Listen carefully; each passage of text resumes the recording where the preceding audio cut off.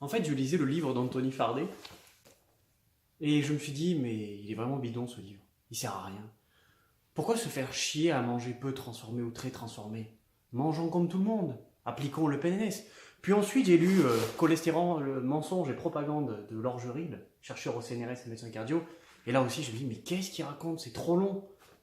Et puis après, je me suis décidé, je me suis pris une bouteille de champagne, des carrés de sucre, parce qu'on m'a dit que le sucre était important pour la glande thyroïdienne. Il fallait du sucre pour le foie. Mais bon, les 75% de la population en surpoids, ça serait dû peut-être aux protéines ou aux graisses. Ou parce qu'ils jeûnent beaucoup. Mais d'où tu sors ces informations? mais, mais c'est n'importe quoi.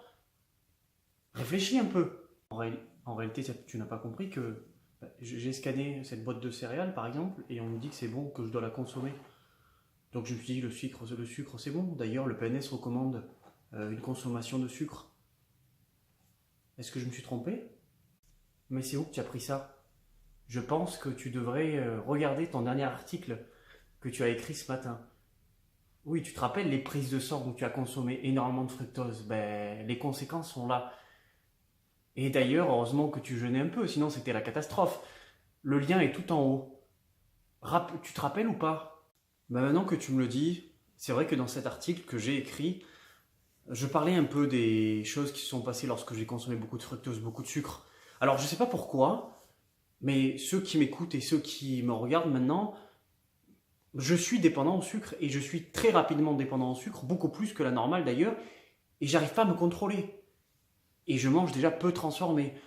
Moi, on m'a toujours dit de manger ces pains de mie blancs parce que c'était mieux que le pain de mie complet à cause des fibres insolubles et des antinutriments.